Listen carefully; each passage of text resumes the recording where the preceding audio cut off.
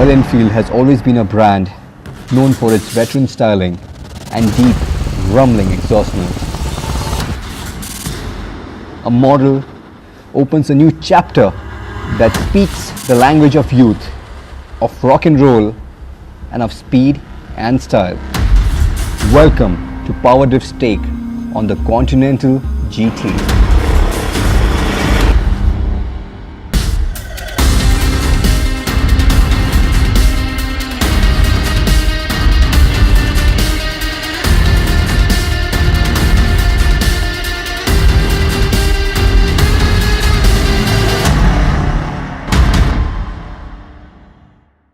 Cafe racers were never about practicality.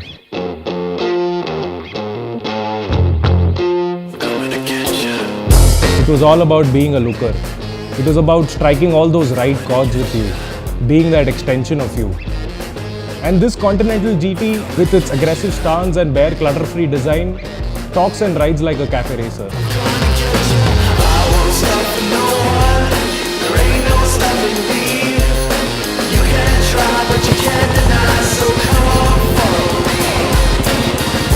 The iconic retro looks like the slimline tank, the low-slung clip-on handlebars, Monza-style fuel cap lid, and the period taillight give it a nice old-school touch.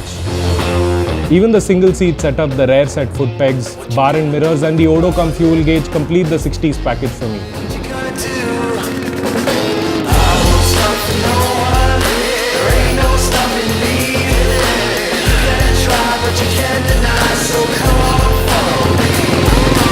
So yes, the Continental GT is quite easily one of the most beautiful looking Royal Enfields around. You can't try, but you can't deny. But then, looks is not exactly what makes the Royal Enfield sell. You see, a lot of Royal Enfield customers are those who prefer riding longer distance on their bike.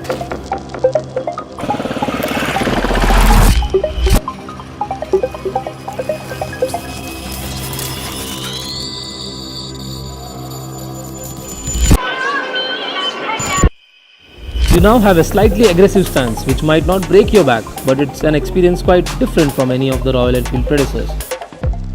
You now have a suspension setup that will not feel as plush on potholes, but what it will do is that it will instill confidence every time you push the bike on a curve.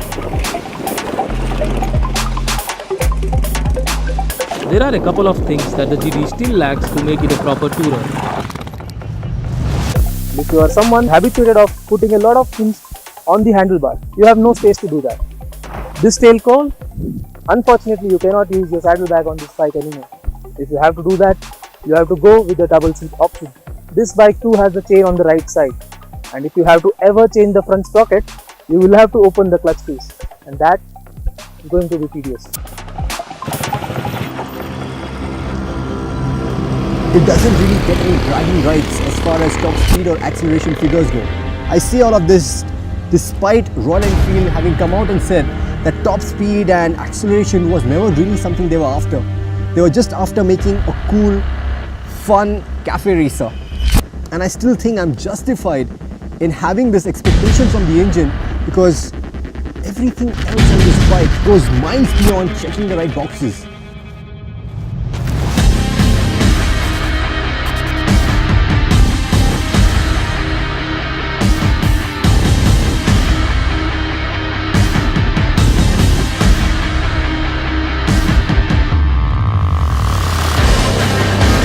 I've never had so much fun on a Royal Enfield bike on my favorite twisty road. The Thunderbird 500 was impressive. This is something else.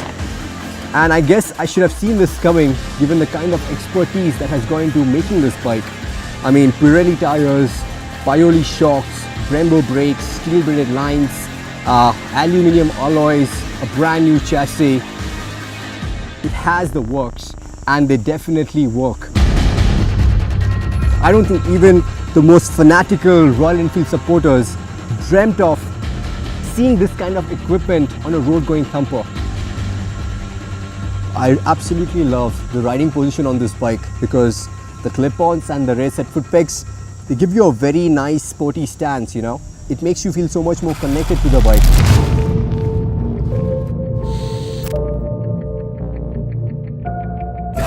The tip-ins too are pretty quick, and the The wide bars, they give you really good leverage to turn the bike into a corner. And the chassis, my god, the kind of feedback you get, it just urges you to, push harder and harder. The upgraded suspension and the Pirelli tires, they give you a planted feel through and through. The same can also be said about the brakes, because the Brembos and the steel braided lines, the kind of stopping power and the feedback which you get, you're yet to experience that on a Royal Enfield bike.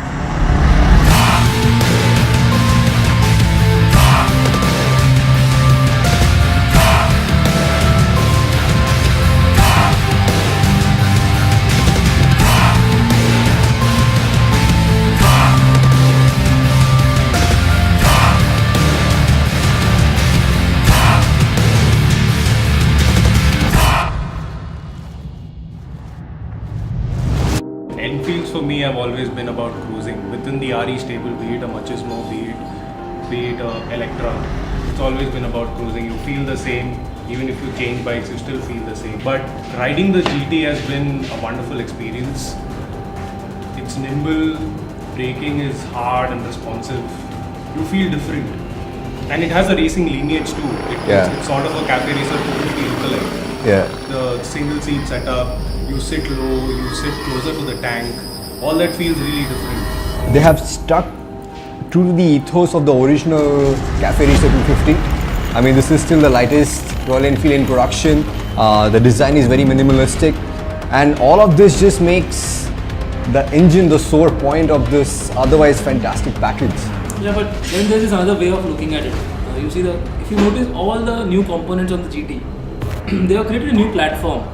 The new chassis, the shock absorbers, disc brakes that actually work. They are now creating a platform in the sense that you can use the same chassis, you can use the same components and build another bike. Yeah. And like the things that we noticed, it has a mount on the left hand side, which could be used for another exhaust. Yeah. So then maybe the Bigger engine maybe. The 750cc V-twin motor might make its way on this bike. So yes, for Royal Enfield, the Continental GT definitely is like the mark of a new era. So it's definitely, in my eyes, it's evolution. And the biggest thing for me is the price, right? You have a Royal Enfield bike with its price tag of what, close to 2 lakhs, it actually feels like a bargain. That makes a GT a very sweet deal. Absolutely. So there you have it, guys. Fantastic package. We are all happy. And it's just the engine. If it has a bigger, a more refined engine which doesn't have as many vibrations, then you already have a solid bike which can be even better. So good stuff.